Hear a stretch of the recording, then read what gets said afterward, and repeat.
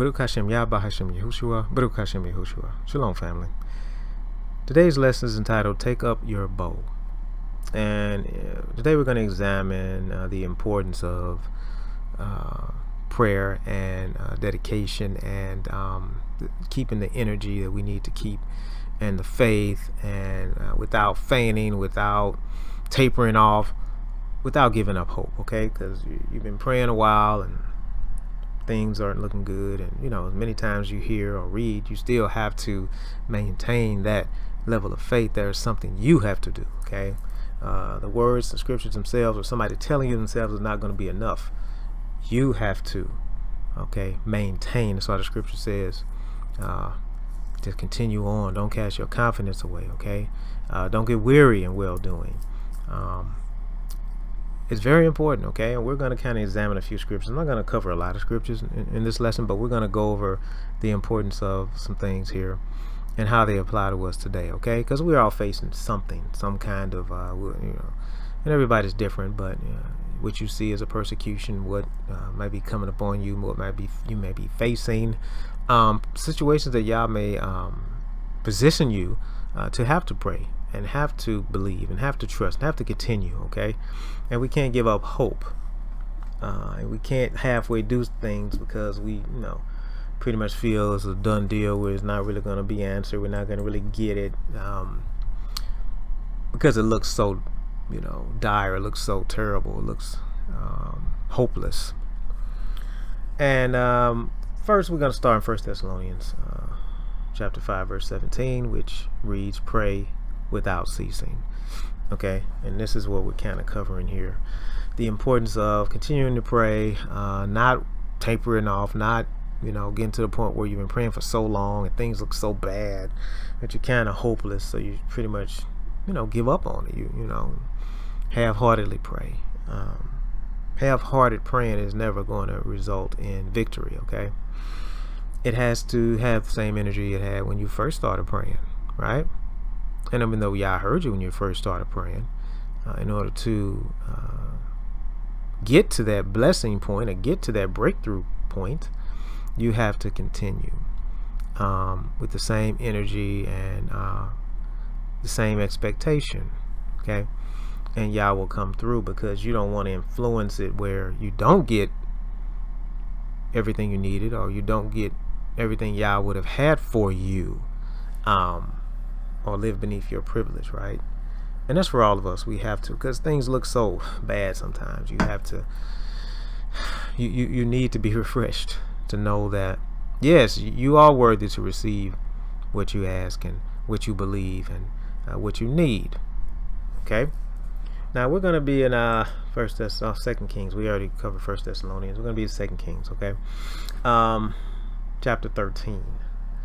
We're going to read 14 through 16.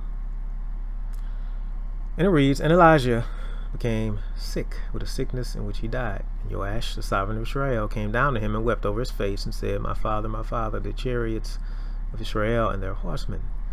Now, a little backstory here. King Joash was king of Israel. He was appointed king as a boy. But he turned to idolatry. He was not, didn't walk in the righteous ways that Yah had set before us. But he would recognize Elijah and the prophets and Yahuwah, but you can't do both. You can't serve idols and Yahuwah, okay? So Syria, or Aram, was persecuting Israel during this time, heavily persecuting them. And Joash was afraid. He was wanting to be delivered, wanting to help. Elijah was sick and about to leave here, but he then instructed the king to do something, and we're going to go over that and kind of talk about how it applies to us, okay? Verse 15, Elijah said to him, take a bow and some arrows.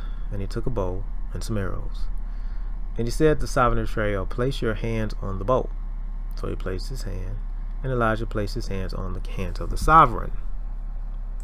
Now, verse 17, and said, open the east window. And he opened it, and Elijah said, shoot. And he shot.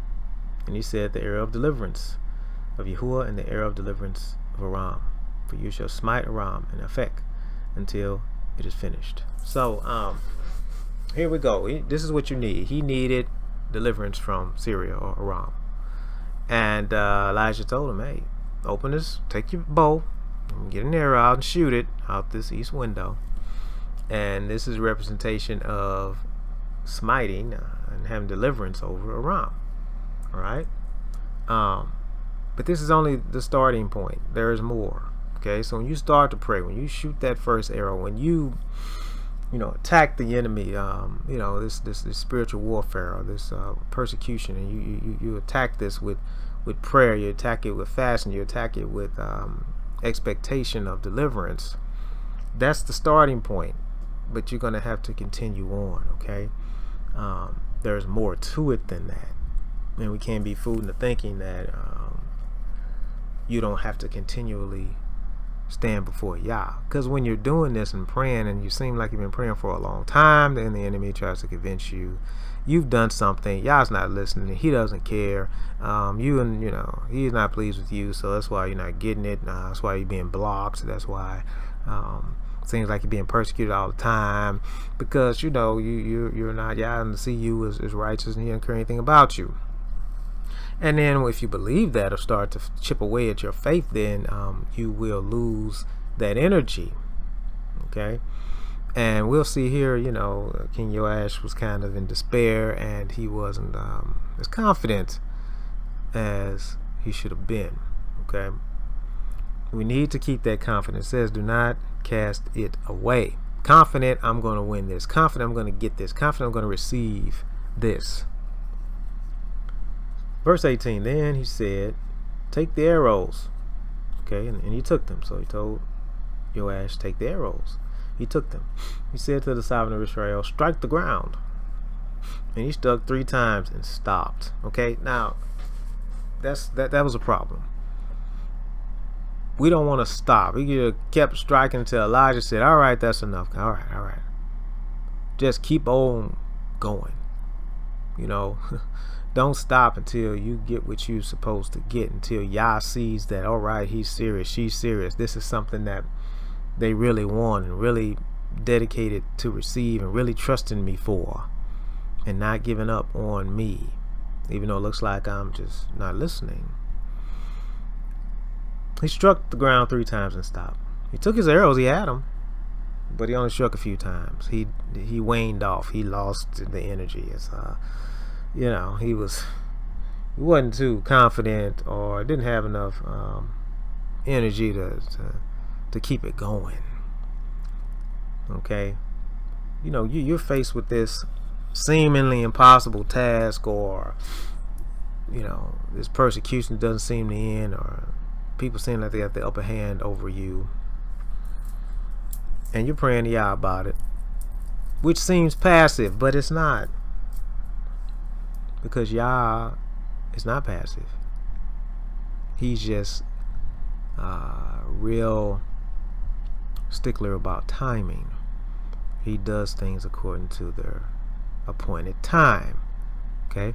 And you, during the wait for this appointed time, have to continue with your prayer and your determination and your spiritual energy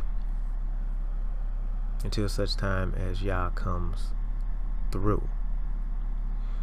Okay, verse 19. And the man of Elohim was wroth with him and said, you should have smitten 5 or 6 times. Then you would have smitten Aram until its utter destruction. But now you shall smite Aram only 3 times. You see what happened there? You did pray. You were believing. It's almost like Yah has some mercy and say, okay, I'll give him this here. But they could have got that. Okay, I'll stop person A from bothering you, but I would have stopped person A, B, and C, but person B and C are still around, so you're gonna have to deal with them now.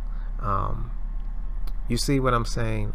You want a complete victory, you want a complete deliverance, and to get a complete victory and a complete deliverance, you have to keep on praying for what you need and what you are asking for, and believing. You have to smite the ground many times as necessary with your arrows. Take up your bow, your arrows. Understand the weapons that we use spiritually. Prayer, fasting, belief. Okay, determination. These things are very important, because without them, you can either miss something you were supposed to receive or get a piece of it. And Yah is disappointed because he would have given you more. But you believe that, I prayed enough. I'm tired of praying about this. And you probably said this. I'm tired of praying about this. Whatever, it's all right. That's not the attitude. Pray without ceasing is the attitude. That is the instruction. That is what Yah wants us to do. And this is the time where we really have to communicate with Yahuwah. We really have to communicate. It's a wicked time out here. There's poisons out here. And Yah promised us if we consume any poison thing, it won't hurt us. But we have to continually pray for deliverance, for protection from all the snares, all of the things that the enemy is trying to do to destroy Yah's people.